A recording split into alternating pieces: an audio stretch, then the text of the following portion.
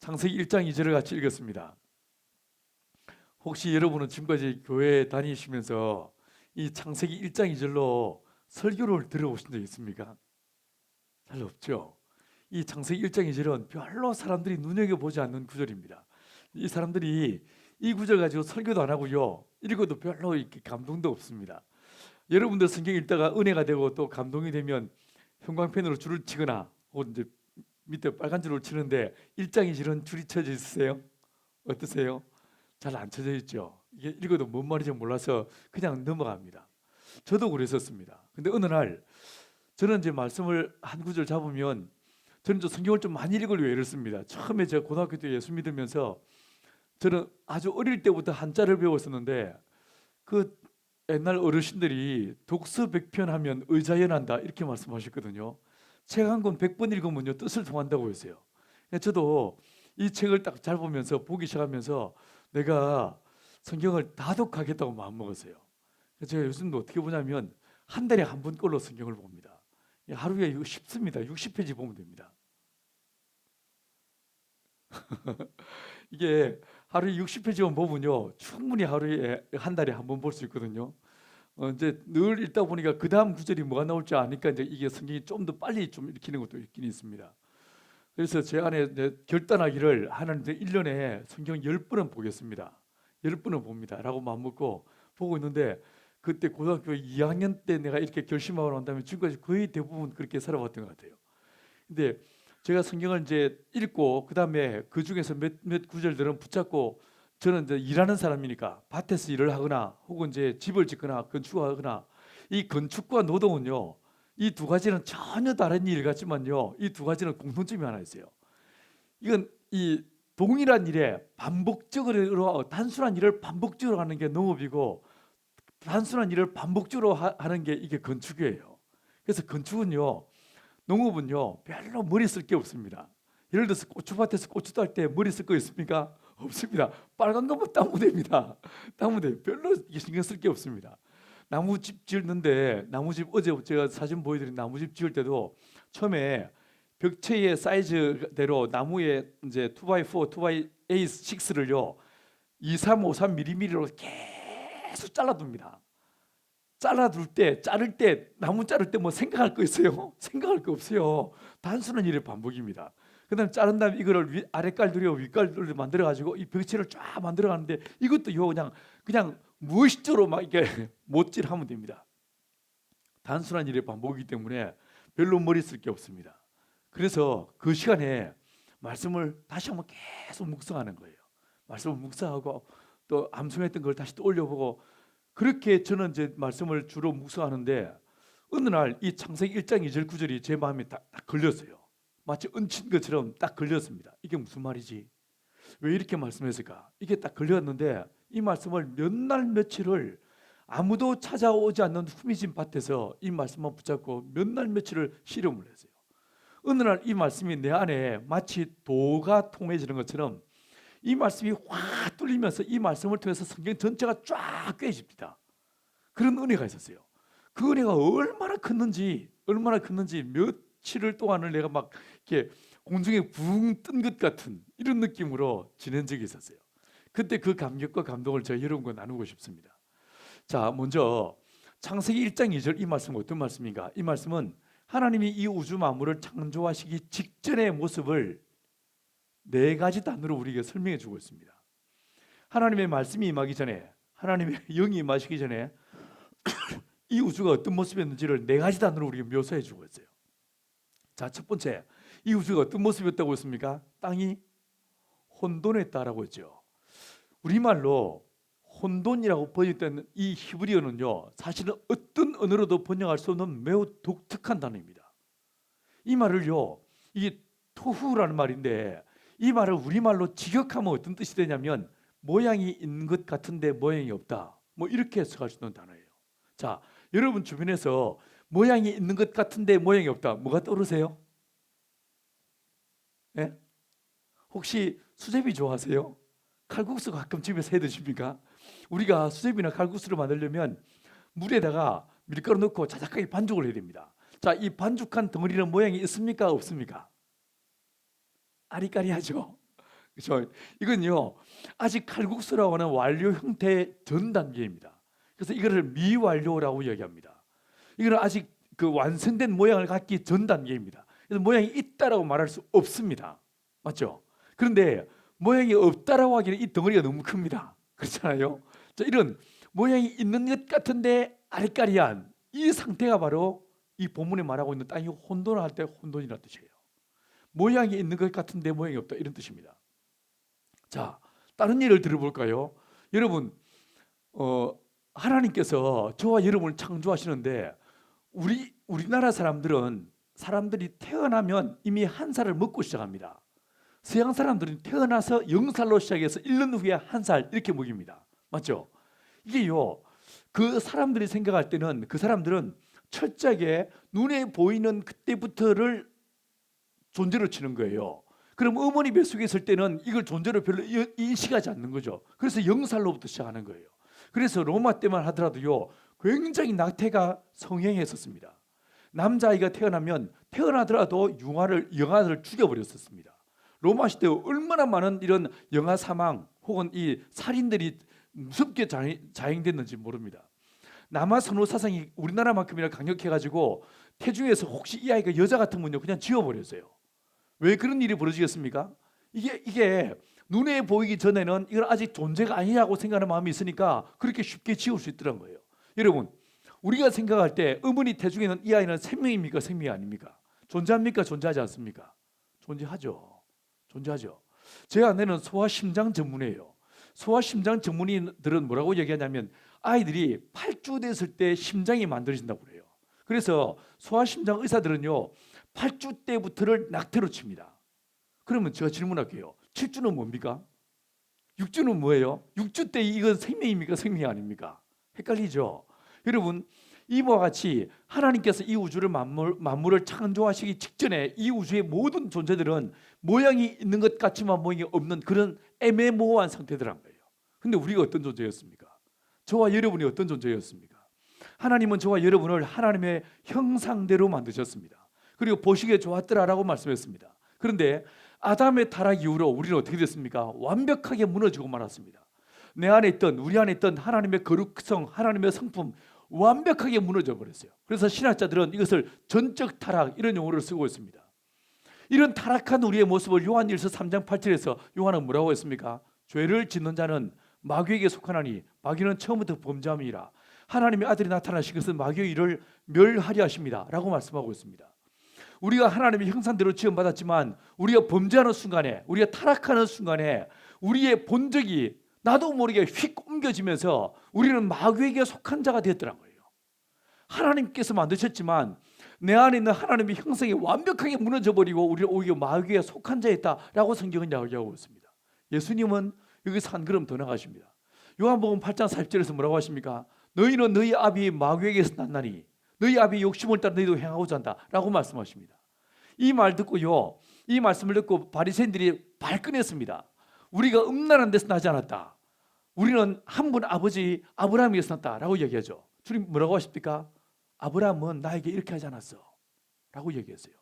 여러분, 예수님께서는 이 하나님을 믿는다고 하고 말씀을 안다고 하던 그 바리새인들, 그 사두개인들, 이 이스라엘 사람들에게 주님 뭐라고 하십니까? 너희는 너희 아비 마귀에게서 났다 라고 이야기하고 계십니다. 우리가 하나님의 형상대로 지음받았지만 우리가 범죄하고 타락하고 하나님께서로부터 멀어진 이후에 우리의 실존은 어떤 존재가 되었는가? 우리는 마귀에게 속한 자요, 마귀의 자녀들한 거예요.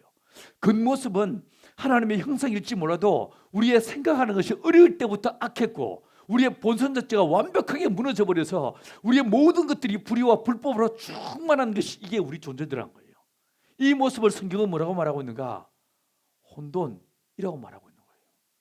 하나님의 형상대로 지음받았지만 어린 양 예수의 십자가의 피로 구원받기 전에 저와 여러분은 혼돈의 상태였어요. 하나님의 형상으로 지음받았지만 하나님의 형상이 전혀 남아있지 않는 이 존재가 바로 저와 여러분이더란 거예요. 그래서 이 본문에 나와 있는 첫 번째 이 혼돈이란 말은 만물이 하나님의 말씀으로 지어지기 전의 모습임과 동시에 우리가 예수의 십자가의 피로 거듭나기 전에 우리의 실존을 말해주는 게 이 혼돈이더란 것입니다. 자, 이 혼돈이 나오고 두 번째 단어가 등장합니다. 어떤 단어가 등장합니까? 공허라고 했습니다. 이 emptiness라고 하는 이 공허라고 부르는 이 단어는요, 앞에 나와 있는 혼돈과 매우 흡사한 단어입니다. 근데 이게 어떤 뜻이냐면, 앞에 나와 있는 혼돈이 모양과 연관된 단어였다면 뒤에 나와 있는 공허는요, 생명과 연관된 단어예요. 자, 여러분, 우리는 살아 있습니까? 죽어 있습니까?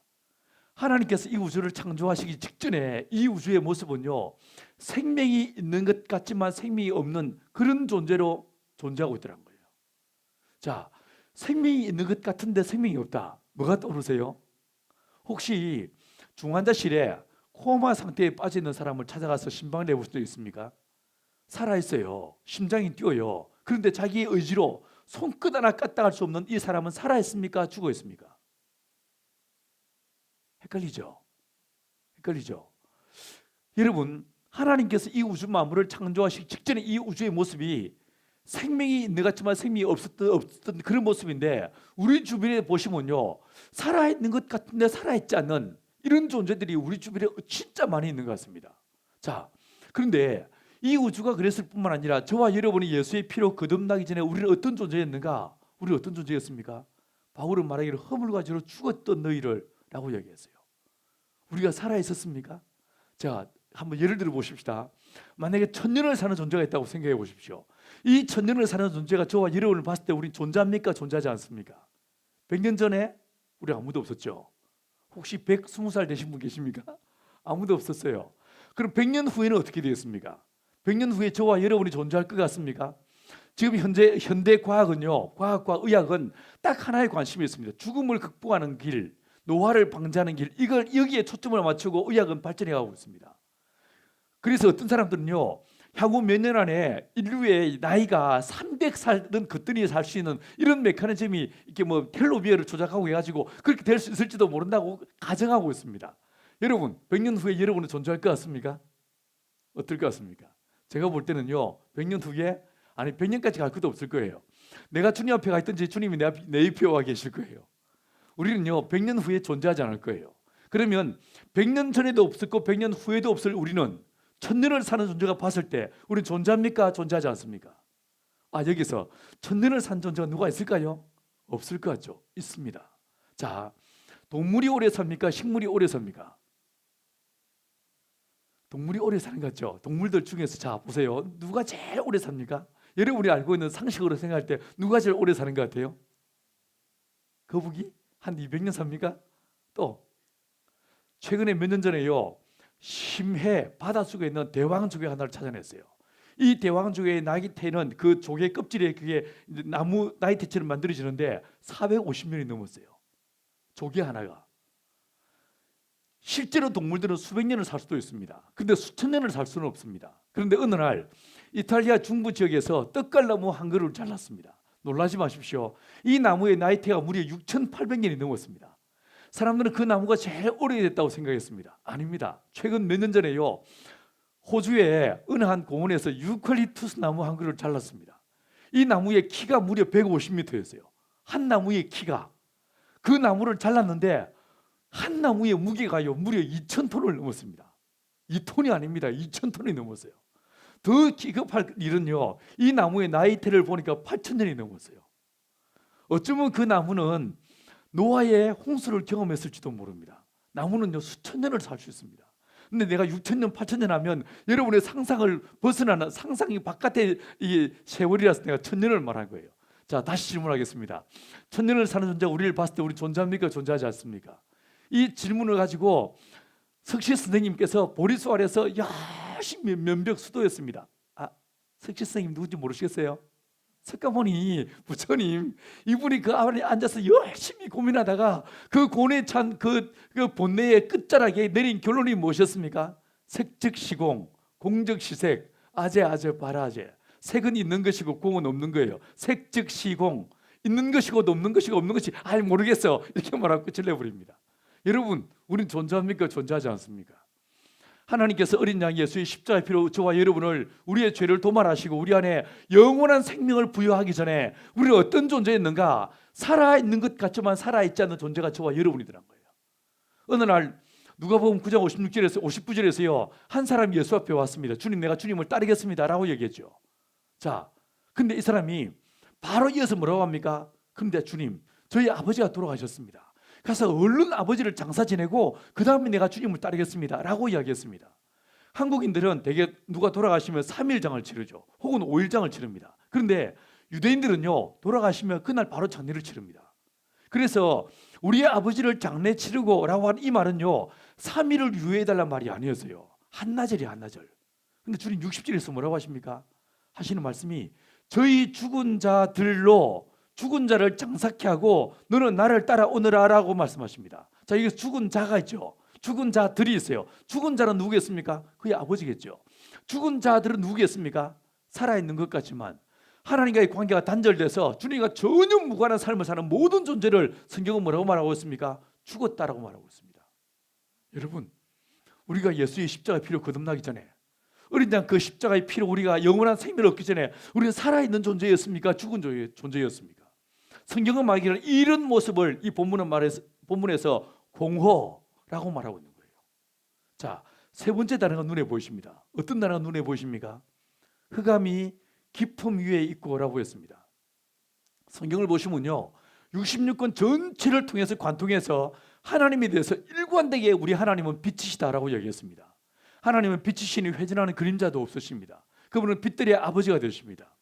밤모섬에서 사도 요한이 새 예루살렘을 보았는데 그곳은 어떤 곳이었습니까? 이런 인공의 빛이 필요 없는 하나님의 얼굴에서 나오는 대오독사, 하나님의 영광에 충만한 빛의 나라가 이게 새 예루살렘인 거예요. 저와 여러분이 그 나라에 들어가는 순간에 우리가 어떤 모습이 될 거라고 다니엘서 10장에서 말했습니까? 하나님께서 많은 사람들을 옳은 대로 인도한 자들은 저 하늘의 별과 같이 빛나게 하실 것이다. 할렐루야. 저와 여러분이 열심히 사람들을 전도하고 예수님께서 이 다니엘서의 말씀대로 하늘의 별과 같이 빛나는 저와 여러분 되기를 축원합니다.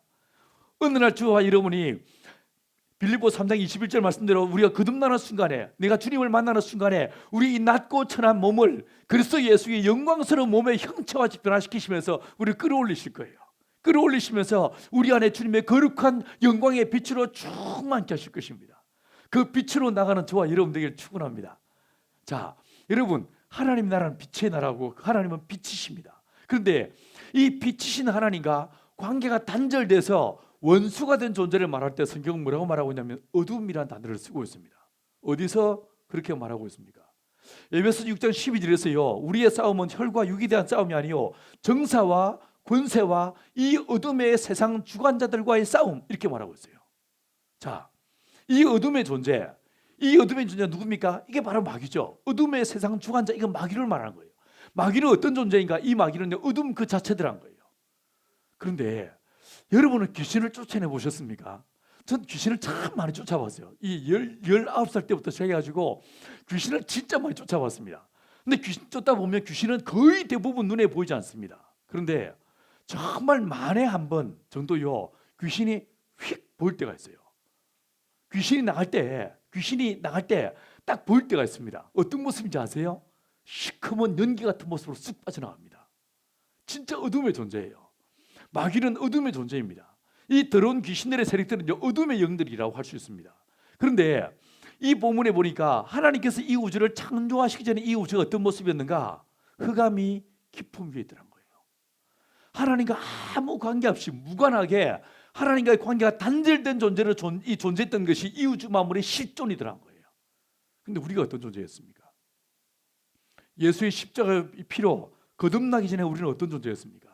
에베소서 5장 8절에 말씀하시를 너희가 전에는 어둠이더니 이제는 주 안에서 빛이라 빛의 자녀들처럼 행하라 라고 말씀하십니다. 여러분, 예수님께서 세례 받으신 다음에 금식하시고 사역을 시작하시면서 스불론과 납달리 땅을 다니셨어요. 이분이 스불론과 납달리 땅을 다니시는데 4장 16절에서 보니까 그 스불론과 납달리 땅에 복음을 전하시는 이 예수에 대해서 성경은 뭐라고 말하고 있냐면 흑암에 앉은 자들에게 빛이 비추었고 라고 얘기하고 있습니다. 예수 믿기 전에, 예수 만나기 전에 우리는 어떤 존재였다고요? 어둠 그 자체더란 거예요. 어둠에 앉은, 빛과 전혀 무관하게 살아왔던 게 저와 여러분들이었고, 하나님의 말씀이 임하기 전에 이 우주는 어떤 존재였는가? 어둠으로 충만한 흑암이 깊은 작품 위에 있는 게 이 우주 만물의 실존이었다는 거예요. 이거는요, 말씀으로 우주 만물을 창조하시기 직전에 이 우주의 모습이나 나의 모습은 똑같은 모습이었던 거예요. 자, 네 번째 단어가 눈에 보이십니다. 뭐가 보이십니까? 뭐라고 했습니까? 하나님의 영은 수면 위에 운행했구라고 했죠. 물로 지금은 우리가 서 있는 이 땅을요, 이 별을 지구라고 말합니다. 여러분, 이 지구가 100% 고체 덩어리일까요? 결코 그렇지 않습니다. 전 세계 어느 대륙을 가봐도요, 이 대륙은요, 이 대지는 50%에서 45% 정도만 고체입니다. 나머지 반은요, 기체와 액체로 이루어져 있습니다. 제가 첫날에 저를 농사꾼이라고 소개했지 않습니까? 제가 농사를 지으면서 어떻게 하면 농사를 잘 지을 수 있을까? 어떻게 하면 이 식물들이 갖고 있는 내재된 잠재력들을 100% 발휘할 수 있도록 도와줄 수 있을까? 이게 제 소망이었었어요. 이걸 정말 수단과 방법을 가리지 않고 공부하고 연구하던 끝에 결국 제가 내린 결론은요, 농사는 땅이 하는 일이다 라고 결론을 내리고, 땅을 바꾸고 땅을 좋게 만드는 이 일이 내가 해야 될 일이라고 결론을 얻었어요. 여러분, 제가 그 이후에 뭔 짓을 했냐면요, 흙을 먹어보기 시작했어요. 저희 마을에 있는, 제가 살던 그 마을에 있는 모든 논과 밭들이 흙들을 일일이 다 붙잡아가지고 흙을 한 점 듣고 들어서 내 코에 대고 냄새를 맡아보고, 그 다음에 손가락으로 문질러 보고, 그 다음에 마지막으로 입에 넣고 맛을 봤어요. 미쳤죠. 제가 올해도 몇 군데 나라 이제 갔다 왔는데, 이번에도 가서 이제 아르메니아도 그렇고 아페지아도 그렇고 가서 이제 막 세미나다가 티타임 시간에 나가서 흙을 잡고 땅에 앉아서 흙을 잡고 입에 넣고 먹으니까 사람들이요, 내가 땅에 떨어진 뭔가를 주워 먹는 줄 알고 아니 뭘 주워 드세요 그래. 내가 흙 보여드리면서 한번 드셔보시라고 그러니까 기겁을 하면서 왜 흙을 먹냐고 막 그랬었어요. 저 흙을 먹어보기 시작했어요. 이게요, 이 흙들은 기체와 액체와 고체로 이루어져 있어요. 그런데 사람들이 이 땅을 착취하잖아요. 약탈하죠. 수탈하고 괴롭히잖아요. 그러면 어떻게 되는지 아십니까? 인간의 탐욕스러움을요, 그 고체가 50%라고 했지 않습니까? 기체와 액체가 반반 있다고 했죠. 이 고체가 다시 말해서 맏형인 거예요. 이 맏형인 고체가 인간의 탐욕스러움을 그대로 담습니다. 그대로 닮아가지고 어떻게 되냐면요, 그 공간에서 자기가 차지하고 있던 공간 외에 기체와 액체의 공간들을 다 빼앗아 버립니다. 그래서 기체와 액체를 쫓아내 버립니다. 혼자 유아독존으로 지가 혼자 존재하려고 합니다. 동생들을 쫓아내 버린 이 흙들은 어떻게 되는가? 흙은요, 뭉치지 않습니다. 흙먼지로 뿔뿔이 흩어집니다. 이게 황사 바람을 일으키는 거예요. 그리고 이것들은요, 습기가 하나 없어가지고 바람만 불면 이게 먼지가 돼서 확 날아가 버린 거예요. 두 번째, 이 흙들은요, 눌러보면, 손가락을 찔러보면요, 손톱 하나 들어가지 않을 정도로 딱딱하게 이럴 데 없습니다. 이건요, 상처 많은 사람의 그 내면의 마음하고 진짜 똑같은 것 같습니다. 그래서 이 흙들을 입에 넣고 보면요, 진짜 씁니다. 빨리 뱉어버리고 싶을 정도로 텁텁하고 씁니다. 이게 속에 상처가 많은 사람들이요, 이게 표정이나 말이나 자기도 모르게 나는 사실은 원하지 않는데 나도 모르게 내 입에서 악한 말들이, 남에게 상처를 주는 말들이 툭툭 튀어나오잖아요. 이게요, 흙도 똑같습니다. 근데 이 흙들을요, 바꿔줄 수 있어요. 뭔가로 덮어주고, 전 이 창세기 오늘 본문에서 그 답을 찾았어요. 덮어주고 사랑을 베풀고 막 얘들을요 격려하기 시작하면요, 달라지기 시작해요. 어떻게 달라지는지 아세요? 흙들이요, 몽글몽글 뭉치기 시작합니다. 이걸 때알 구조라고 하는데, 이게 여러분 혹시 잔디밭이나 어디서 지렁이들이 똥 싸는 거 보신 적 있으세요? 네? 지렁이 똥은요, 완벽하게 pH 7이에요. 중성이에요, 중성. 제가 생각할 때 아마도 NN의 첫 번째 흙들은 이 지렁이의 똥의 이 느낌이었지 않을까, 이런 느낌이 들어요. 그 본 적이 없죠? 저 몇 번 먹어봤거든요. 먹어봤는데 진짜 좋은 흙들은요, 코에 딱 대는 순간에 정말 향긋합니다. 그 다음에 입에 넣고 맛을 보는 순간에 너무 구수해서요, 또 먹고 싶어집니다. 이건 물론 저만 그럴 거예요. 저만 그럴 거예요. 흙이 달라요. 진짜 달라요. 그런데 흙은 100% 고체가 아닙니다. 고체가 아닌데, 원래 처음 모습은 어떤 모습이었다고요? 오히려 수구라고 말하는 것이 옳을 정도로 이 지구는요, 물로 가득 덮여 있었어요.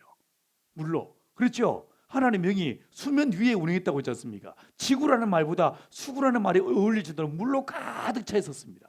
자, 성경에서 물은 어떤 의미가 있는 것 같습니까? 성경에서 물은 뭐라고 말하고 있습니까? 제가 볼 때 물은요, 두 가지 중의적 의미가 있습니다. 첫 번째, 물은 진리를 상징합니다. 물과 성령으로 거듭나야 한다라고 얘기했죠, 그죠? 이 물은요, 진리를 상징합니다. 이 씨앗 이야기 하면 또 재밌는데 이거 넘어갈게요. 이거 뭐 안 해도 되는 이야기니까. 자, 예를 들어서 보십시오. 이 물은 진리를 말하거든요. 여러분 요한복음 8장 47절에서 하반절에서 뭐라고 했냐면 마귀는 이 너희 아비 마귀에서 났다라고 하신 다음에 이 마귀는 그 속에 진리가 없으므로 진리 가운데 서지 못하고 거짓을 말할 때마다 제 것으로 하거니와 라고 이야기했어요. 자, 보십시다. 여러분 이 마귀는요 진리가 그 속에 없고 진리 가운데 서지 못하는 존재가 마귀라고 이야기했어요. 자, 보십시오. 마가복음 5장에서 보시면요 그라사에서 귀신 들린 사람이 있었습니다. 어느 날 주님 찾아가셔서 그 사람에게서 귀신을 쫓아냈습니다. 얼마나 귀신이 많았습니까? 군대 귀신이 잡혀 있었어요. 그 귀신이 빠져나갔는데 누구한테 들어갔습니까? 돼지떼에 들어가서 이 돼지떼에 들어가는 그 순간에 이 돼지떼가 막 고함을 질러대면서 동시에 내리달아서 어디로 빠져들어갔습니까? 호수에 물에 빠져서 다 죽고 말았어요. 맞죠? 여러분 이 물이란 게 어떤 뜻입니까? 이 물은요 물은 진리를 상징합니다. 자, 그런데 보니까 이 돼지가 물속으로 빠져들어갔어요. 여기서 물이 뭘까요? 마태복음 12장에서 보시면 한 사람에게서 귀신이 나갔습니다. 이 귀신이 어디로 다닙니까?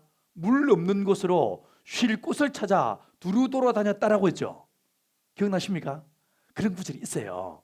있는데 여러분 여기서요 물 없는 곳으로 귀신이 다녔다고 할 때 이 물이 물리적인 물이라면 빗물이나 호수물이나 이런 물이라면 그 귀신 들린 돼지떼가 물속으로 들어가지 말았어야 되죠.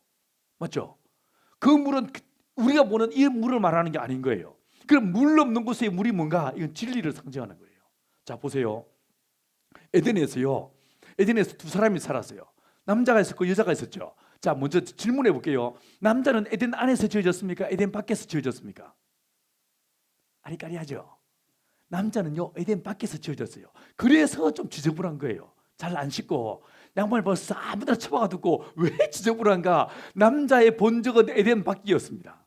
에덴 바깥에서 어떤 곳이었는가? 창세기 장은 말하기를 아직 들에는 비가 오지 않았고 가꾸는 자가 없어서 수목이 없었다. 나무가 자라지 않았다. 땅에서 안개만 올라와서 자욱했다. 왠지 좀 칙칙한 좀 이렇게 좀 질서가 잡히지 않은 이런 상태에서 남자가 만들어졌습니다. 그래서 남자가 지저분한 거예요. 두 번째, 남자의 원료가 무엇이었습니까? 흙으로 지어졌어요. 더 정직하게 말하면 흙먼지로 지어졌습니다. 바람이 불면 휙 날리는 흙먼지 이걸 모아서 만든 게 이 인간이 남자예요. 그래서 남자들은 잘 삐지는 거예요. 삐지면 입이 대빨 나와. 말을 안 해. 저만 그렇습니까? 이게 왜 그런가? 흙먼지로 지어졌을 거예요. 여러분 흙들이 이렇게 딱딱해 보이지만 비가 내리면 질척거리죠. 이게 그대로 굳어버리면 어떻게 됩니까? 이게 요 흙이 얼마나 딱딱해진지 모릅니다. 이 모습처럼 외부의 상황에 쉽게 이 변화를 받고 영향을 받는 게 이게 남자예요. 이게 남자는 흙먼지로 지어진 거예요. 자, 그런데 여자들은 뭐로 만들어졌습니까? 여자는 어디서 지어졌습니까? 우리 아줌마들 기억을 떠올려보세요. 처음에 눈 떴을 때 뭐가 보였어요? 여자는 어디서 만들어졌어요? 에덴 안에서 지어졌어요. 남자를 에덴 밖에서 만드시고 그 다음에 에덴을 창설하신 다음에 에덴 안으로 이끌고 들어오셨습니다. 그리고 어느 날 이 남자를 깊이 잠재우신 다음에 여자를 만드셨어요. 여자의 본적은요 에덴이었어요. 눈을 뜨는 순간에 우리 아줌마들 뭐가 떠올랐어요? 온통 꽃들이 화려하게 피어있고 새들이 노래한 진짜 아름다운 동산에서 여자를 만들어진 거예요. 그래서 여자들은 본능적으로 찍어 바르고 그리게 되는 거예요. 왜 그런가? 아름다운 곳에서 태어났기 때문에 본적을 속일 수가 없는 거예요. 본적이에요. 여러분 남자들이요 아내들의 화장값을 허락하십시오. 뿐만 아니라 여자들은 뭐로 만들어졌습니까? 남자는 흙먼지로 만들어졌지만 여자는 뭐로 만들어졌어요? 예? 뼈로 본 차이나 뼈로 만들어졌어요. 그것도요. 이제 우리나라 성경에서는 킹 제임스 버전 이후부터는 갈비뼈라고 번역되어 있는데 킹 제임스 버전 이전까지는 그 갈비뼈라는 단어가 안 나옵니다. 원래 이게 이 첼렘이라는 단어는 어떤 언어도 번역할 수 없는 진짜 독특한 단어예요. 이 단어 우리 말로 갈비뼈라고 번역되어 있는데 이거 다르게 하면 열주라고 번역할 수 있는 단어예요. 그래서 이걸 갈비뼈라고 분류한 거예요. 그런데 더 근본적인 뜻은 무슨 뜻이냐면요, 남자의 몸에 있던 돌출된 굉장히 아름다운 부위라는 뜻이었어요. 이게 여기에 붙어 있었는지 아무도 본 사람이 없습니다. 그걸 떼가지고 여자를 만들었으니까 이제 남자 몸에도 없고 여자는 본 적이 없습니다. 아무튼 남자의 몸에 있던 가장 아름다운 부위를 떼서 만든 게 이게 여자예요. 이해하시겠어요? 여자는 뼈로 만들어졌어요. 그래서 굳세어라 금수나, 이 노래가 내가 볼 때 매우 성경적 노래입니다. 여자는요, 에덴 안에서 그리고 뼈로 지어졌어요. 여자가 훨씬 더 강했습니다. 근데 문제가 있습니다. 여러분, 하나님께서 선악을 알게 나무 열매를 따먹지 말라, 이 말씀을 언제 주시냐면 여자가 만들어지기 전에 남자만 있을 때 이 말씀을 주셨습니다. 남자는 하나님의 말씀을 들었습니다. 여러분, 무엇이 진리입니까? 말씀이 진리입니다. 아담은 하나님의 말씀을 들었습니다. 그래서 아담 안에는 진리가 있는 거예요. 아담은 사실 어떻게 했어야 되냐면 여자를 불러와서 여자가 딱 만들어지는 순간에 하와를 데리고 1:1 제자장육 성경 공부를 해서 하나님 말씀을 잘 가르쳤어야 됩니다.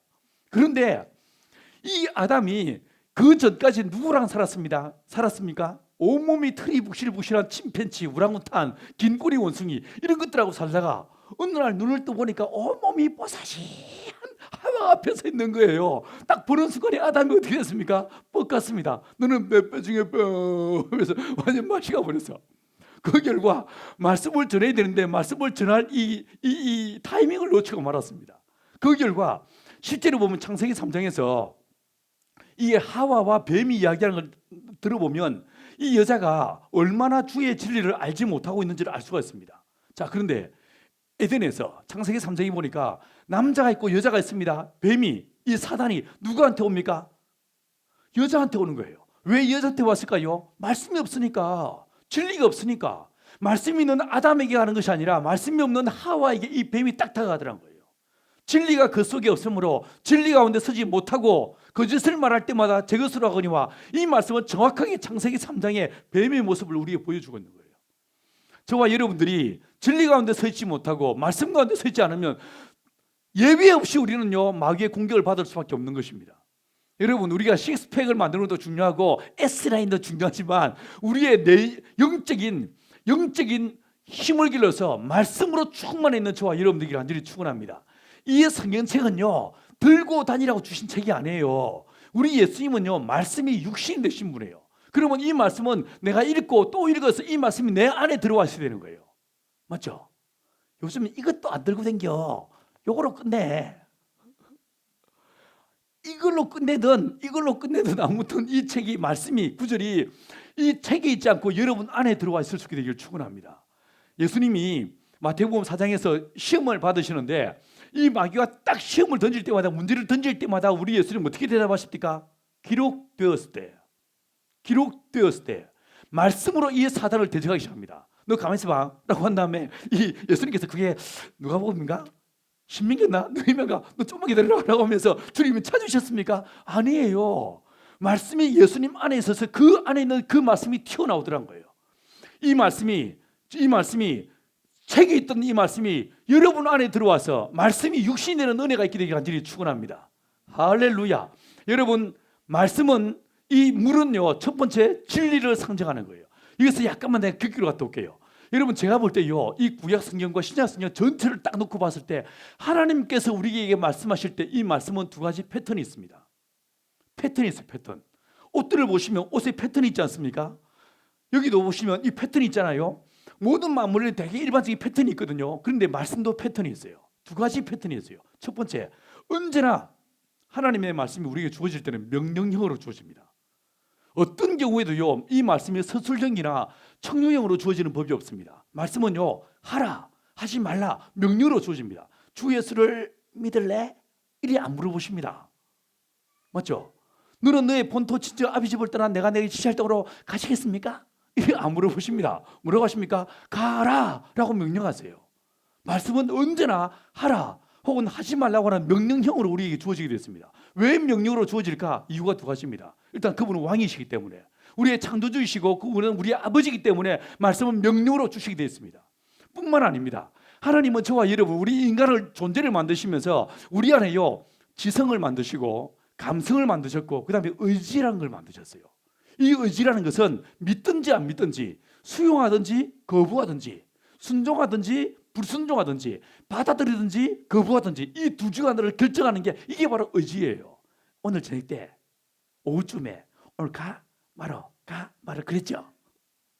안 그러셨어요?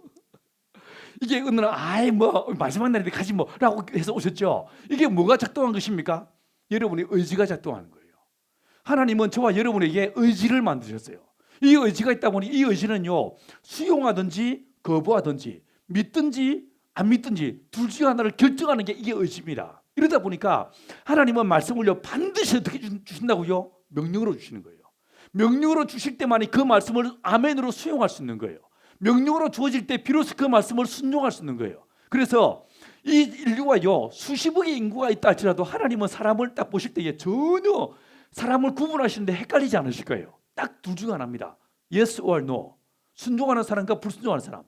말씀을 수용한 사람과 말씀을 거부한 사람. 딱 정확하게 양과 염소로 딱 가려지는 거예요. 이해하시겠습니까? 여러분 말씀은요 명령으로 주어집니다. 반드시 명령으로 주어집니다. 그 다음 이 명령으로만 끝나지 않습니다. 두 번째 패턴이 있습니다. 뭐가 있냐면요 이 명령이 나오면서 반드시 그 뒤에 뭐가 나오냐면 약속이 나옵니다. 주 예수를 믿으라 그리하면 너와 내 집이 구원을 얻으리라. 약속이 나오는 거예요. 수고하고 무거운 짐자들아 다 내게로 오라. 뭐라고 하십니까? 내가 너희를 쉬게 하리라. 약속이 나오는 거예요. 언제나 하나님의 말씀은 이 명령과 약속으로 쌍을 이루어서 쫙 나오게 되어 있습니다. 자 그러면 여러분 기독교인의 기도는 어떻게 하는 것이겠어요? 우리는요 우리의 소원과 간구를 마구 아른다고 해서 이게 되는 게 아닙니다.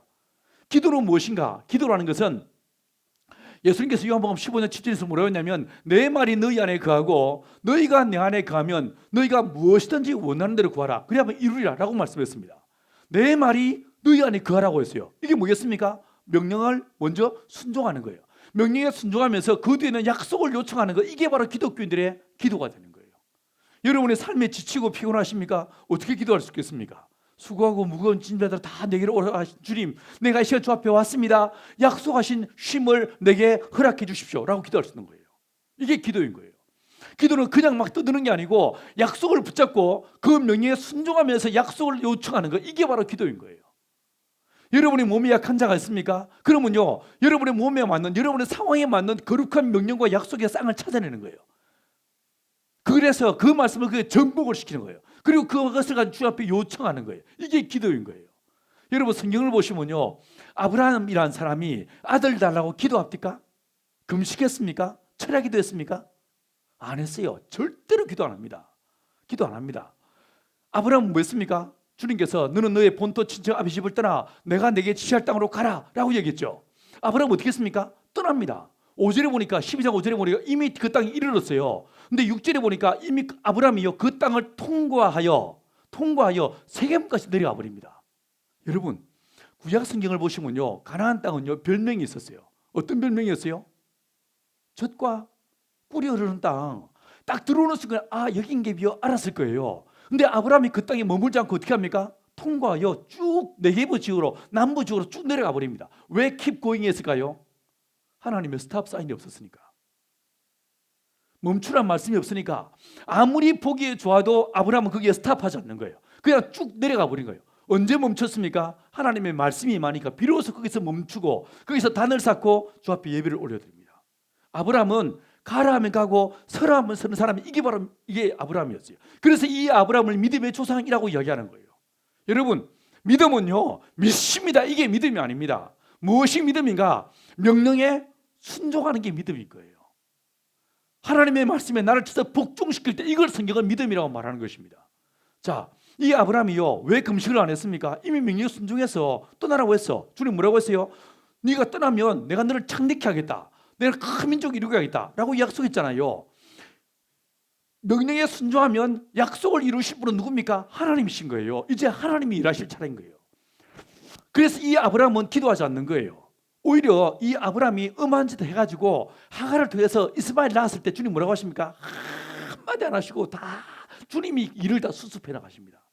뒤치다거리 하나님 다 하십니다. 맞죠? 이 아브라함이 못 믿어가지고 됐습니다. 놔둬서 그냥 내 엘리멜렉이랑 내 집에서 잘 살게 하시고 됐어요. 이 아브라함 말하니까 주님 뭐라고 하십니까? 너 나 못 믿냐? 너 전능한 하나님이야. 왜 이래? 이러면서 오히려 하나님이 당신을 아브라함에게 설득시키는 걸 보게 됩니다. 여러분, 기도가 무엇인가? 믿음이 무엇인가? 이 명령에 나를 쳐서 복종시키는 게 믿음인 거예요. 이 명령을 순종하면서 약속을 요청하는 것, 이게 바로 믿음의 기도가 되는 거예요. 우리 서울로 교회가 하나님의 말씀, 살았고 운동된 주의 말씀, 이 말씀을 아멘으로 수용할 수 있는 거룩한 교회가 되기를 축원합니다. 말씀이 가라면 가고 말씀이 서라면 서는, 말씀에 순종하는, 말씀에 지배받는 믿음의 교회가 되기를 간절히 축원합니다. 여러분, 다른 거 없습니다. 말씀이 내게 뭐라고 하시는가? 말씀은 이 문제에 대해서 뭐라고 이야기하시는가? 말씀에 귀를 기울이시고 말씀 안에서 답을 찾는 저와 여러분 되기를 축원합니다. 할렐루야. 여러분, 아담은요 말씀이 있었어요. 하와는 어땠습니까? 말씀이 없었습니다. 이러다 보니까 이 귀신이 오는데, 마귀가 오는데 정확하게 누구한테 옵니까? 여자한테 오더란 거예요. 진리가 그 속에 없으므로 진리 가운데 서지 못하는 이 마귀가 정확하게 여자에게, 말씀 가운데 서지 못한 여자에게 딱 다가오더란 거예요. 우리가 진리 가운데 서지 못할 때, 말씀 가운데 서지 못할 때 우리는 넘어질 수밖에 없는 것입니다. 자, 이 성경은 첫 번째, 물은 진리를 말한다고 했습니다. 두 번째 의미가 있어요. 여러분은 침례 받으셨습니까? 세례 받으셨습니까? 혹시 침례 받으신 분 계십니까? 목사님 침례 받으셨어요? 여러분 계시네요. 저는 장로교 목사지만 우리 공동체에서는 침례식을 합니다. 제가 볼 때 침례가 맞다고 생각하기 때문에. 주님도 침례를 받으셨어요. 밥티조 혹은 밥티즈마, 이 말은 물에 들어갔다가 나오는 걸 말합니다. 자, 이 침례 받을 때요, 로마서에서 바울이 뭐라고 하냐면, 내가 그리스도와 함께 침례 받음으로 장사 지냄 바되고, 그리고 주님과 함께 부활하여 영생이 이른다고 얘기했어요. 여러분, 이 침례는요 딱 두 가지 행위가 있습니다.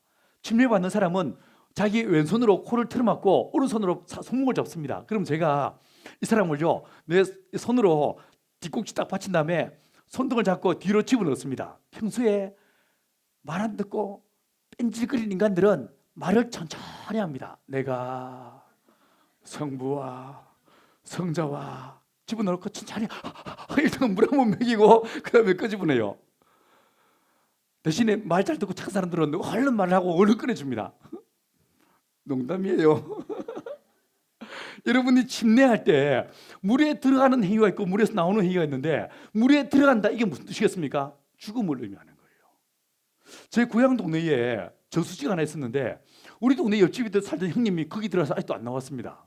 어떻게 됐겠어요? 죽었지 뭐. 죽었지. 물에 들어가서 오래 있다, 이건 죽음을 의미하는 거예요. 침례에서, 세례에서 물 안에 들어가는 것은 죽음을 의미하는 거예요. 그 다음 물에서 올라오는 것, 이게 뭐였습니까? 부활을 의미하는 거예요. 이 세례가, 이 침례가 완벽하게 주님의 십자가의 죽으심과 부활, 갈라디아서 2장 20절을 그대로 보여주는 게 이게 바로 침례인 거예요.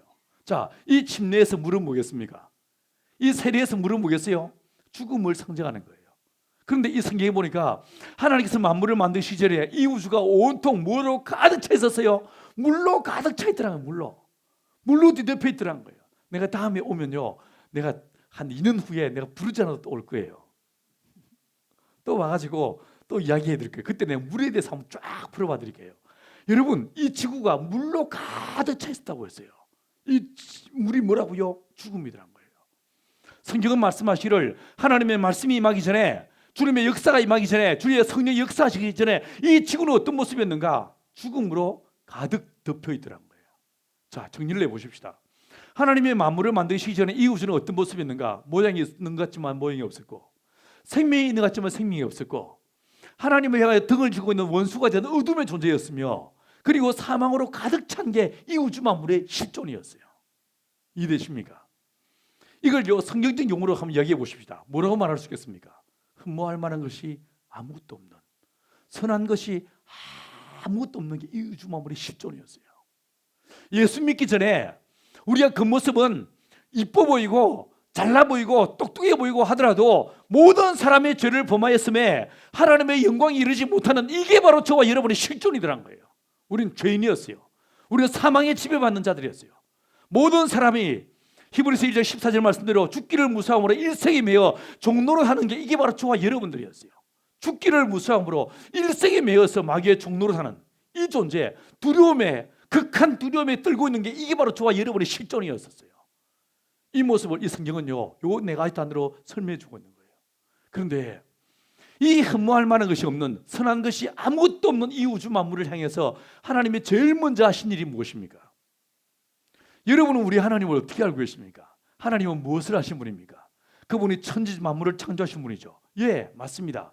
하나님은 창조주 하나님이십니다. 근데 이 성경을 보시면 하나님의 창조는, 실제적인 창조는 몇 절에서 시작되냐면 3절에서 빛이 있으라라는 이 말씀을 통해서 이 우주 만물이 만들어지기 시작합니다. 맞죠? 여러분, 오늘 이 본문 2절에서 보시면요, 하나님께서 창조보다 먼저 선행하는 한 행동을 보여주고 있어요. 하나님이 말씀하시는 분이라고요? 예, 맞습니다. 구약 성경에서 가장 빈도수가 높은 단어가 다바르란 말입니다. 가라사대 이 말이에요. 하나님은 말씀하시는 분이에요. 진짜 여러 가지로, 여러 모양으로 말씀하시는 분이 우리 하나님이세요. 그런데 하나님의 말씀도 몇 절에서 시작했습니까? 3절에서. 빛이 있으라, 이 말씀을 3절에서 비로소 시작합니다. 이게 3절에서 나타나는 창조와 말씀, 이 모든 것보다 먼저 선행하는 한 행위가 이 2절에 기록됐어요. 뭐라고 말하고 있냐면요, 하나님의 영이 수면 위에 운행했다라고 했어요. 이 운행이 뭘까? 이 운행은요, 번역이 약간 잘못된 것 같아요. 이 운행이란 말을 들으면 우리는요, 마을버스 뭐 운행 시간 이런 것 생각나죠. 지하철 운행 시간 이런 것 떠오르시죠. 영어 성경만 하더라도 이 말이 어떻게 되냐면요, 하버링이라고 됐어요. 하버링은 뭐냐? 이게 히브리에서는 라하프라는 뜻인데, 이 라하프라는 뜻은 무슨 뜻이냐면 암탉이 날개를 펴서 병아리를 품는다라는 뜻이에요. 제가 닭을 키우는 사람이잖아요. 이 암탉들이 병아리를 까서 돌아다니다가 매가 날아오르거나 위험한 요소가 딱 등장하는 순간에 급하게 새끼들을 불러 모아가지고 날개를 요렇게 펴니다. 펴가지고 그 날개 밑에 딱 숨긴 다음에 딱 주저앉아서 이걸 품어서 살리는 걸 보게 됩니다. 이게 바로 라하프예요. 암탉이 날개 아래 그 새끼를 품은 것 같이 이 온 우주 만물, 선한 것이 아무것도 없는, 흠모할 만한 것이 아무것도 없는 이 실존들을 어떻게 하시더라고요? 있는 모습 그대로 품으시더란 거예요. 여러분, 성경 여기서만 이렇게 말하고 있습니까? 아닙니다. 하나님께서 이스라엘 민족을 출애굽시키신 다음에 광야 40년을 유리함에 방황할 동안에 이 이스라엘 민족을 향해서 내가 너희와 함께한다, 이 임마누엘의 거룩한 정표로 주신 것이 있었어요. 무엇이었습니까? 하나님의 성막이었어요.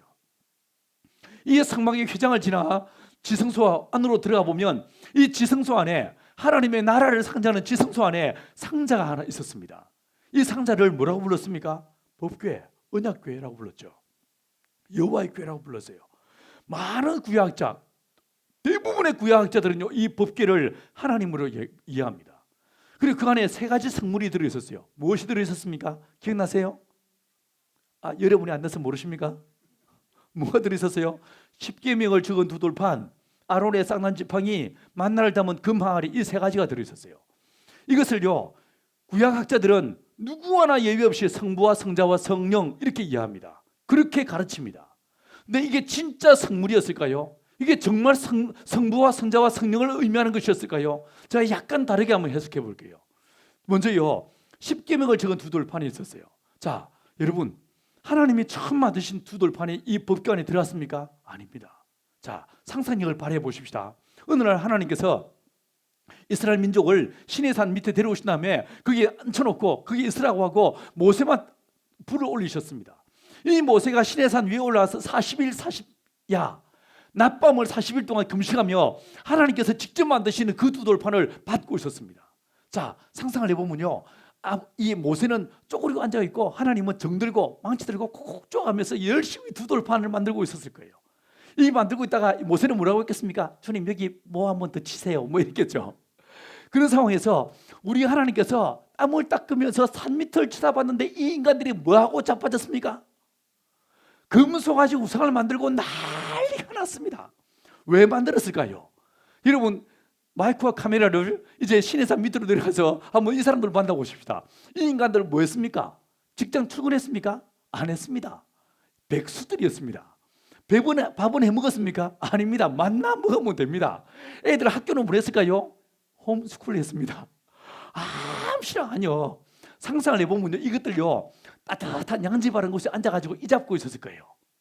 그 멍 때리고 있는데, 멍 때리고 있다가 어떤 한 사람이 입을 찢어지게 벌리면서 하품하고 뭐였냐면요, 몸을 벅벅 끓이면서 왜 안 와? 간지 며칠인데 아직도 안 오랴? 라고 하면서 산을 쳐다봤습니다. 산을 쳐다보니 어떻습니까? 깎아지는 절벽이라 그 봉우리가 구름에 가려서 이 끝이 보이지 않습니다. 그 순간에 가만있어 봐.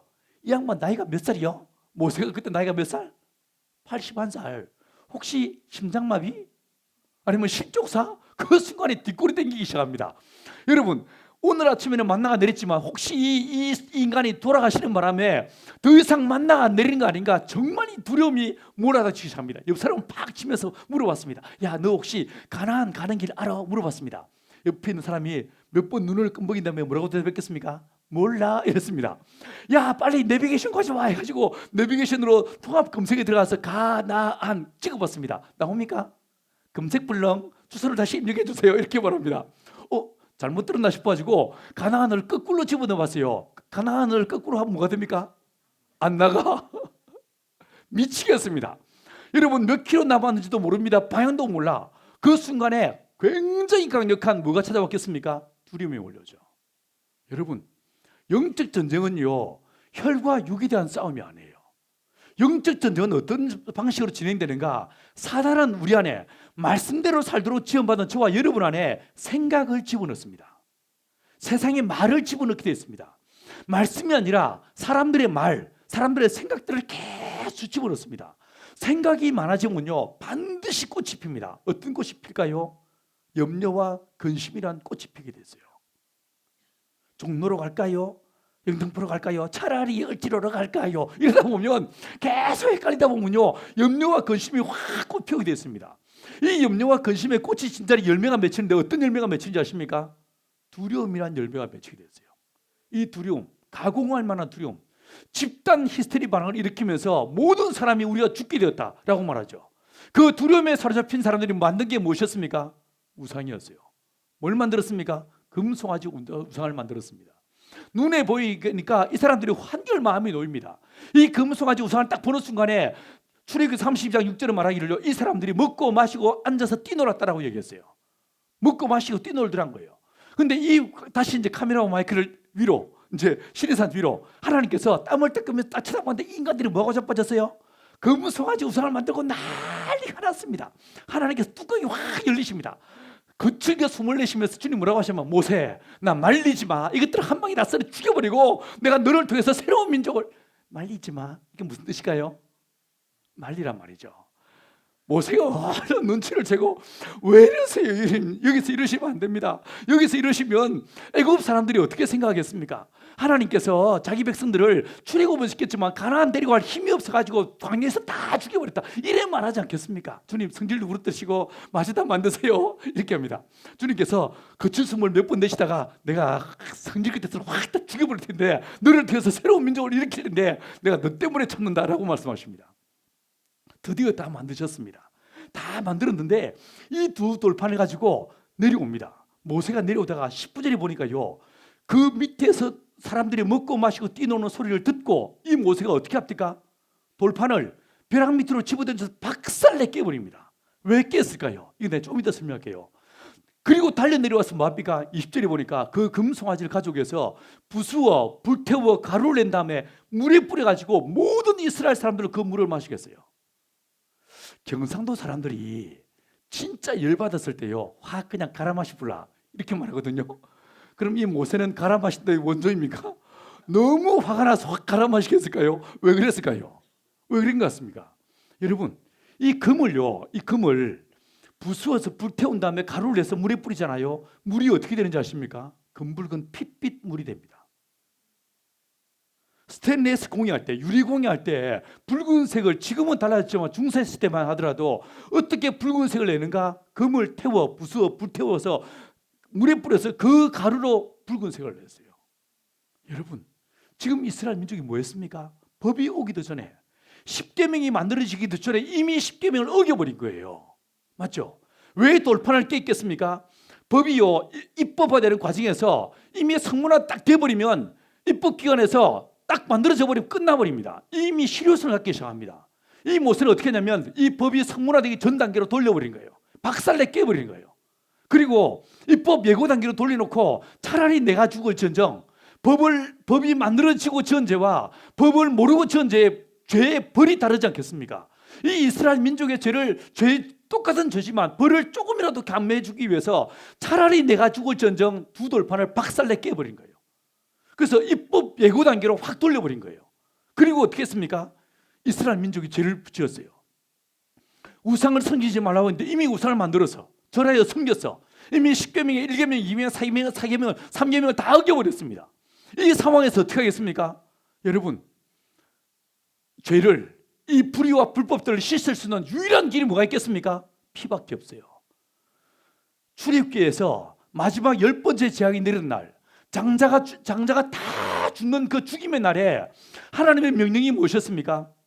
어린 양을 12장 5절에 보니까 양과 염소 중에서 1년의 수컷, 양과 염소 1년의 수컷을 취해서 이걸 잡아서 어떻게 하라고 했어요? 그 피를 문설주와 임방에 바르라고 했어요. 문설주와 임방에 바르라고 했어요. 13절에 뭐라고 하십니까? 내가 그 피를 볼 때 너희를 넘어가리니 라고 말씀했어요. 피를 보는 순간에 하나님이 유월하시더라는 거예요. 패스오버 하시더라는 거예요. 여러분, 사망의 세력들, 사망의 힘, 사망의 권세를 뛰어넘게 만드는, 사망이 지나가게 만드는 이 강력한 힘이 어디에 있더라고요? 피 안에 있더란 거예요. 레위기 17장 11절에서 말씀하시기를 육체의 생명이 피에 있습니다. 이 피를 너희에게 주어 제단에 뿌려 죄를 속하게 했나니 생명이 피에 있으므로 피가 죄를 속하느니라. 피만이 우리의 죄를 씻어줄 수 있는 거예요. 그런데 그 순간에 60만 명이 넘는, 장정만 60만 명이 넘는 이스라엘 민족이 모두가 다 불의와 불법을 행한 이 상황에서 양을 잡고 소를 잡는 한들 어디서 그 피를 다 감당할 수 있겠습니까? 그래서 이 금송아지를 부수어 불태워 가루를 낸 다음에 핏빛 물이 되게 하고 그 물을 마시게 하는 거예요. 마시게 하는 거예요. 그리고 하나님 앞에 올라갑니다. 주님, 차라리 33장에서 뭐라고 합니까? 차라리 하나님의 생명이 죄에서 내 이름을 제하여 주십시오. 그리고 저 사람들을 용서해 주십시오. 하나님 뭐라고 하십니까? 내가 너희의 기도를 듣고 내가 사한다 라고 말씀하십니다. 근데요, 우리 하나님이요, 약간 뒤끝이 있어요. 주님 뭐라고 하시면, 그런데 내가 용서한다. 뭐야? 오케이, 용서한다. 근데 네가 깼으니까 네가 만들어 와 라고 말씀하십니다. 첫 번째 돌파는 하나님이 직접 만드셨지만 두 번째 돌파는 누가 만들었어요? 모세가 만들었어요.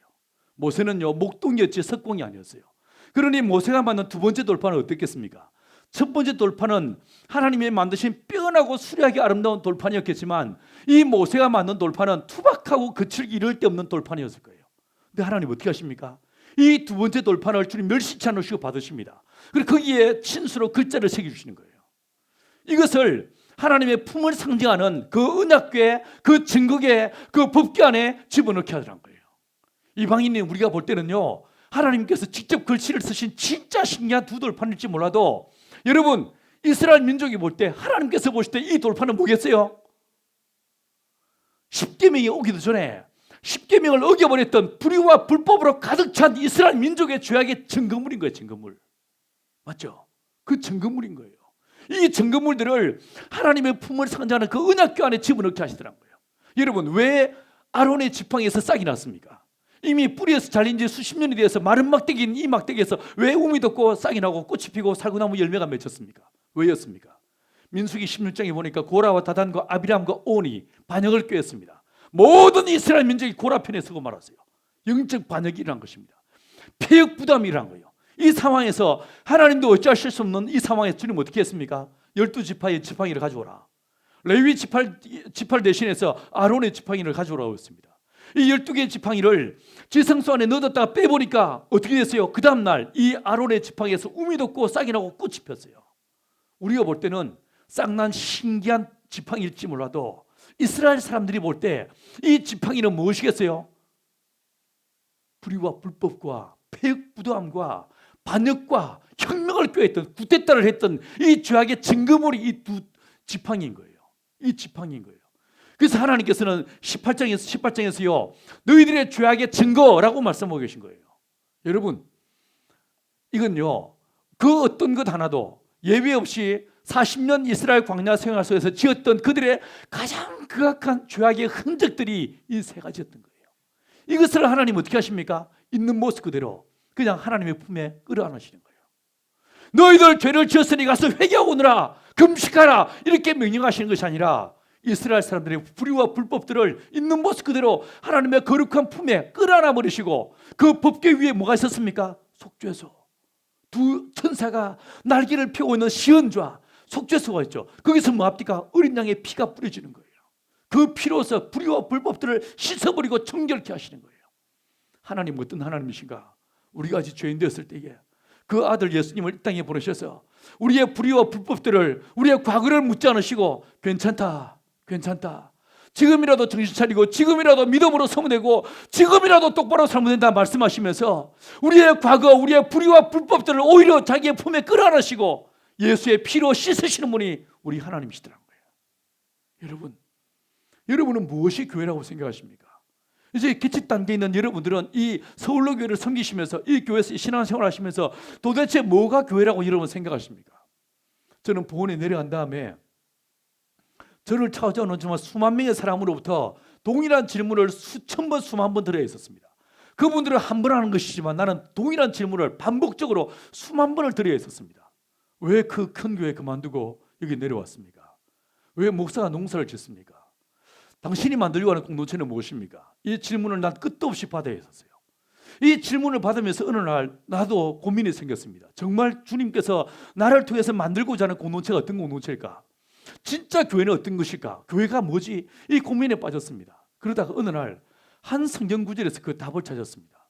어디서 있냐면요, 누가복음 15장 20절이었어요. 여러분, 그 이야기는 여러분이 잘 아시는 탕자의 비유입니다. 둘째 아들이 큰아들의 말을 빌리면 이 둘째 아들이 아버지의 재산을 강탈하여 외국에 가서 창기와 더불어 그 돈을 허랑방탕한 아들이 이 둘째 아들이었어요. 돼지의 쥐업 열매를 먹다가 그제서야 정신을 차리고 돌아옵니다. 근데 20절에 보니까 아직도 상거가 뭔데, 거리가 뭔데, 누가 먼저 발견했습니까? 아버지가 먼저 발견합니다. 이 아버지가 어떻게 합니까? 달려나가서 그 아들을 와락 끌어안습니다. 그리고 입을 맞춥니다. 그리고 가락지를 끼우고 새 옷을 지어 입혔다라고 성경은 말하고 있어요. 무엇이 교회인가? 나는 이 아버지의 품이 교회라고 생각합니다.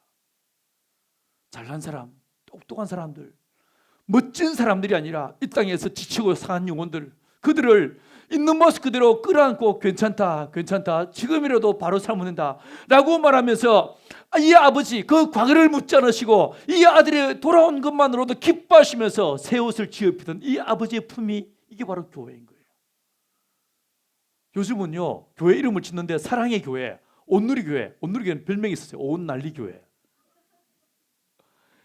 뭐 지구촌 교회, 뭐 이렇게 아주 글로벌하게 이름을 붙여요.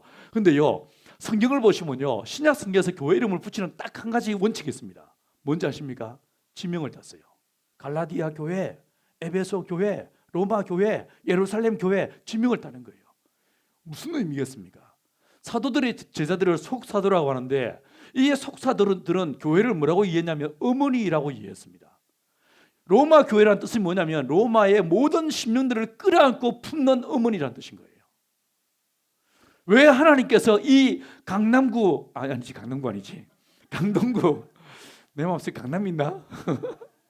이 강동의 끝자락, 서울의 끝자락에, 여러분 여기서 이제 딱 지나가면 뭡니까? 이제 더 이상 돌아올 수 없는 경기도잖아요. 이 끝자락에 하나님께서, 여기에 하나님께서 서울로 교회를 씌우시고 거기도 이름을 여러분이 원했든지 원했든지 안 하든지 간에 이름을 서울, 이런 이름을 지어놨어요. 이게 무슨 뜻이겠습니까? 여러분, 하나님께서 이 교회를 세우시면서 어머니같이 이 지역을 품는, 이게 바로 교회다라고 말씀하고 계신 거예요. 교회는 뭐 해야 되는가? 이 땅에 지치고 상한 영혼들을 있는 모습 그대로 와락 끌어안고 힘을 주고 격려해 주고 다시 일으켜 세우는 것, 이게 바로 교회라는 거예요. 이게 바로 우리 예수님의 십자가 있지 않겠습니까? 여러분, 우리 예수님을 잘 보시면요, 우리 예수님이 제일 먼저 하신 일이 무엇이었습니까? 세례 받으셨어요. 맞죠? 세례 요한의 세례를 한번 기억을 떠올려 보십시오. 세례 요한의 세례는요, 별명이 있었어요. 이 명칭이 있었습니다. 어떤 세례였습니까? 죄 사함을 얻게 하는 회개의 세례였어요. 맞죠?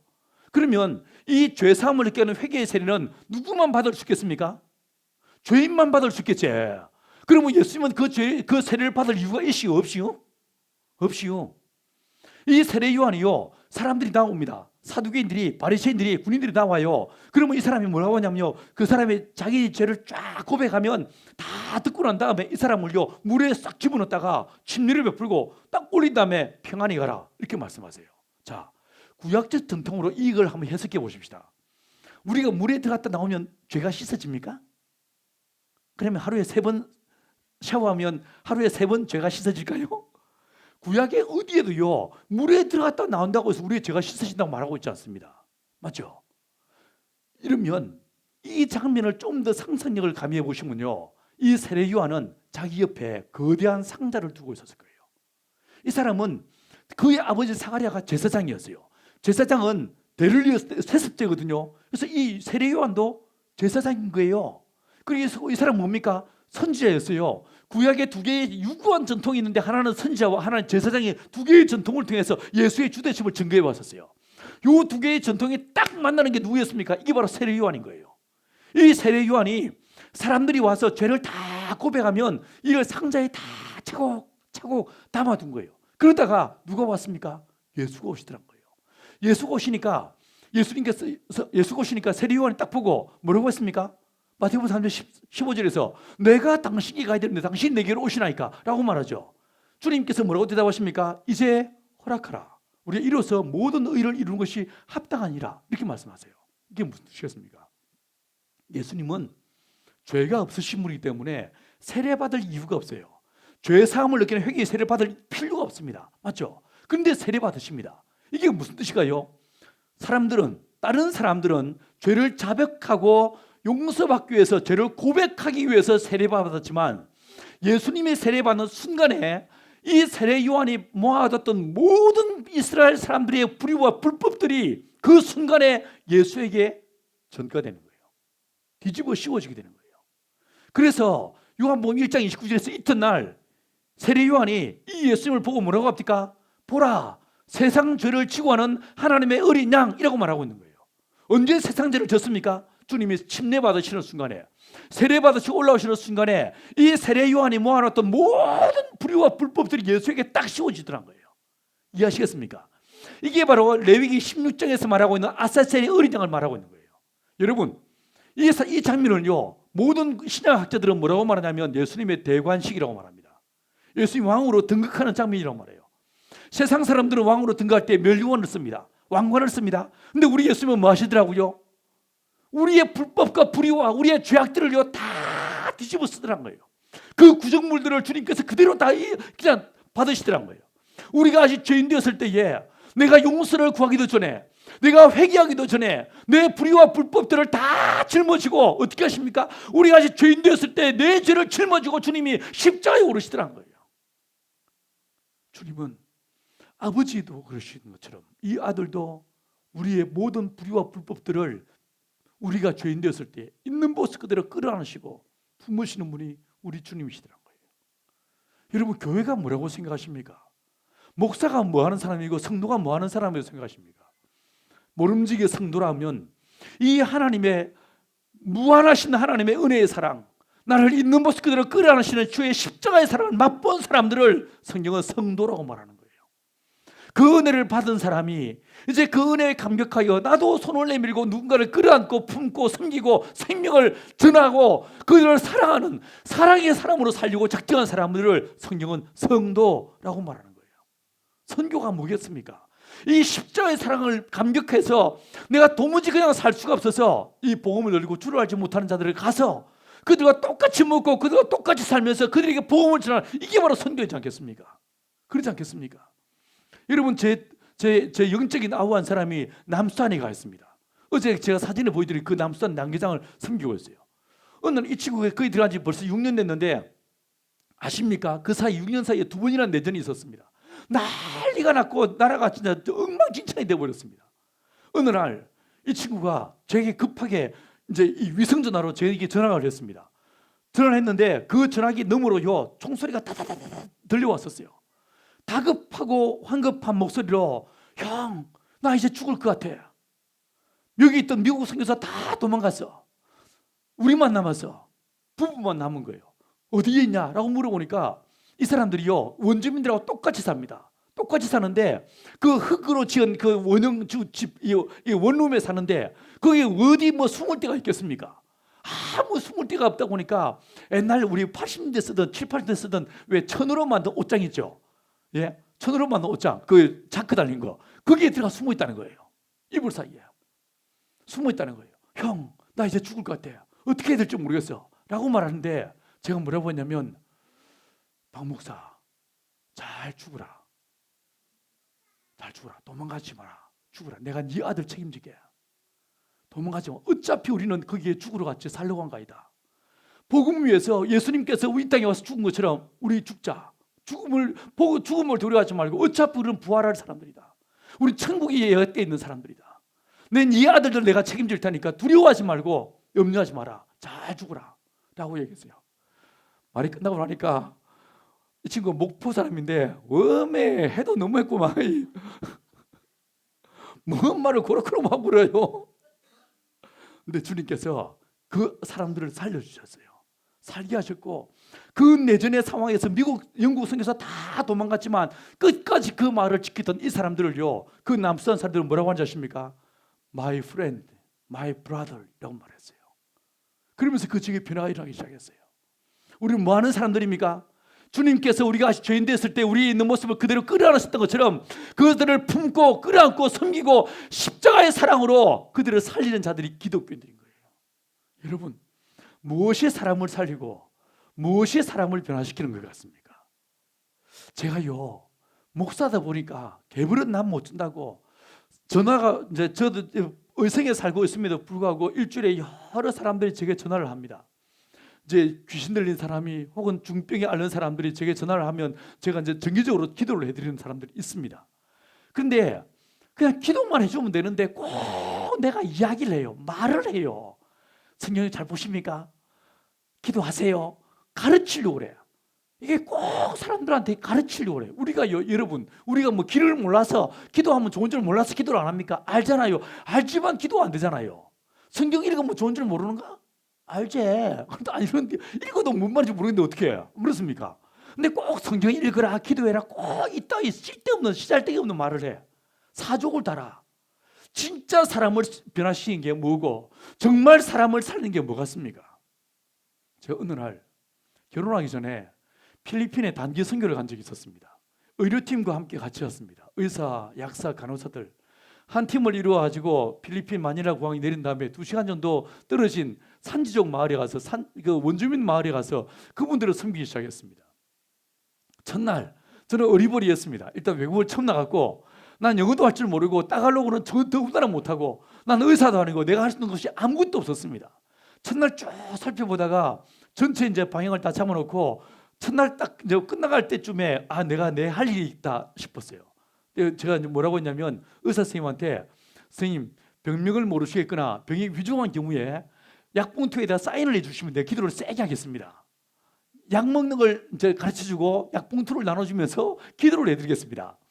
19, 30분 하루에 3번 이건 영어로 말하기 쉽잖아요. 그래서 이것만 외워가지고 이걸 이제 마지막에 이거 딱 가르쳐주고 그 다음에 기도해 주는 거로 거기서는 한국말로 기도해도 방언으로 들리지 않겠어요? 그래서 이제 세게 이제 기도해 주려고 한 사람 한 사람 이제 다음 날부터 기도를 시작했습니다. 그런데 그 둘째 날 오전 9시부터 일을 시작했는데 10시경부터 주님의 역사가 시작됐어요. 하나님의 성령이 임하시면서 저는 손대고 기도할 뿐인데 그 자리에서 주님께서 역사하셔서 암덩어리가 떠나가고 소경이 눈을 뜨고 안진병이 일을 쓰고 정말 놀라운 이적들이 나타나기 시작했어요. 난리가 났습니다. 저는 한 사람 한 사람을 끌어안고 간절히 울면서 기도하고 눈을 뜨면 이 사람이 나아 있어. 손이 굽어가지고 이 손이 펴지 않던 사람이 기도하던 중에 손이 펴져가지고 양손이 막 움직이면서 할렐루야 하면서 막 울면서 난리가 나게 됐었습니다. 이런 일들이 계속 되어지는데 마지막 이제 끝날이 다가오는 어느 날 제가 한 사람을 품고 기도해주고 눈물을 닦고 앞에 보니까 다음 넥스트라고 불렀는데 앞에 꼬마 아이가 서 있었어요. 다가오라고 해도 안 와. 불러도 또 안 와. 좀 지나니까 한 아주머니가 아기를 업고 아기를 안고 하나를 손잡고 대기에 다가오면서 그 아이 등을 밀었고 내 앞에 밀어넣었습니다.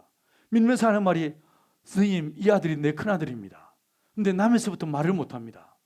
11살짜리 꼬마 아이인데 이 아이가 태어나면서부터 선천적으로 말도 못하고 듣지도 못하는 거예요. 이 아이를 위해서 기도해달라고 내게 부탁을 했어요. 자, 그래 기도하자 라고 하고 그 아이를 내가 왼손으로 딱 끌어안았습니다. 끌어안고 오른손으로 그 아이 머리에 손을 올리고 딱 하는, 그리고 눈 감으려 하는 그 짧은 찰나의 시간, 눈을 감는 그 순간에 내 눈에 뭐가 보이냐면요, 그 아이 머리가 보였어요. 이 아이 머리가 바리깡으로 미는 머리인데 이 부스럼 딱지가 앉아있고 진물이 흐르고 고름이 흐르는 파리가 막 웽거리는 그 더러운 머리가 딱 보였어요. 그 순간에 내가 그 아이 머리에 손을 올려도 이렇게 감싸 안았습니다. 그 눈을 감았어요. 눈을 감는데 기도가 나오겠습니까? 세상에 주님, 내가 이런 놈입니다. 내가 이 아이를 위해서 기도한다고 하면서, 내가 이 아이를 사랑한다고 하면서 내 손에 고름 묻을까 봐 내 아이가 이 아이 머리 위에 손도 못 올리는 가정스럽게 이럴 데 없는 게 이게 내 모습입니다. 주여, 나를 용서해 주십시오. 제가 그 순간에 그 아이를 위해 기도한 게 아니고 나를 위해 기도했어요. 내가 너무 죄스럽고 너무너무 죄송스러워서 주님, 나를 용서해 주십시오. 주님, 나를 용서해 주십시오. 회개의 기도밖에 나오지 않았어요. 회개하고 또 회개하는데 한참을 엉엉 울면서 너무너무 죄송스러워서 눈물 흘리고 기도하고 있는데 세미한 한 음성이 들렸습니다. 주님이 제게 말씀하시는데, 동진아, 네가 이 아이를 사랑하느냐? 라고 질문하셨어요. 여러분이랑 뭐라고 대답할 수 있겠어요? 주님이 아십니다. 주님 보셨습니다. 내 안에 얼마나 사랑이 없는지를 주님 보셨습니다.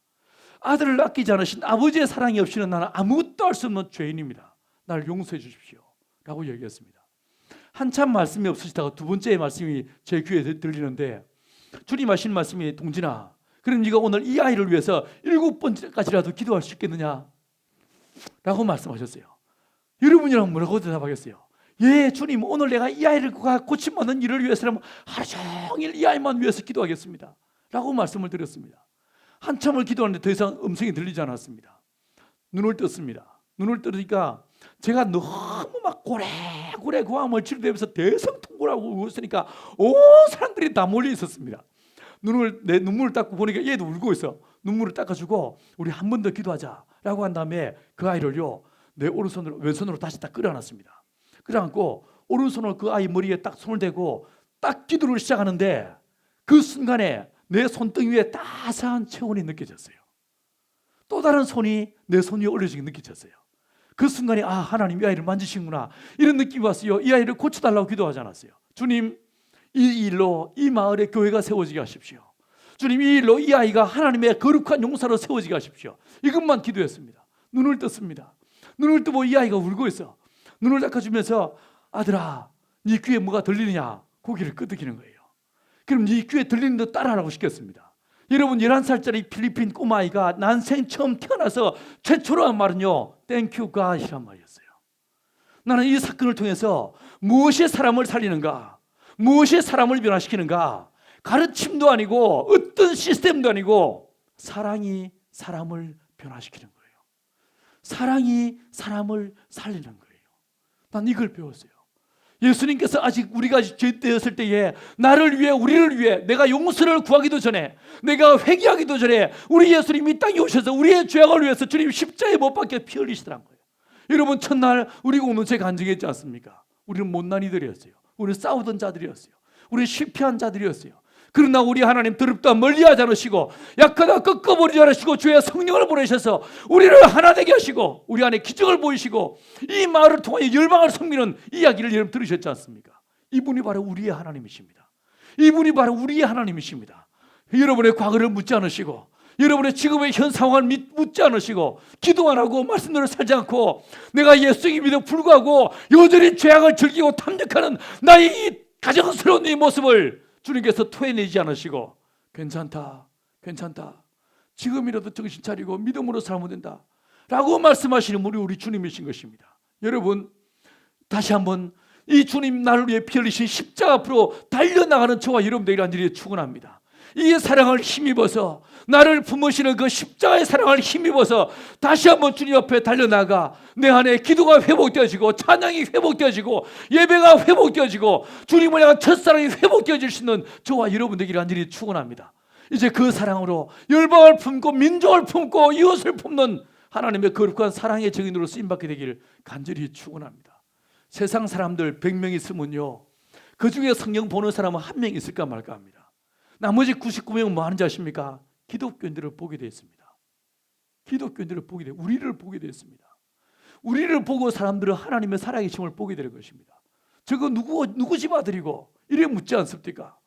내가 하나님 집 아들이라면 내 모습을 통해, 내 은행 심사를 통해서 하나님의 품성과 성품과 은혜와 그 능력들이 드러날 수 있어야 되는 거예요.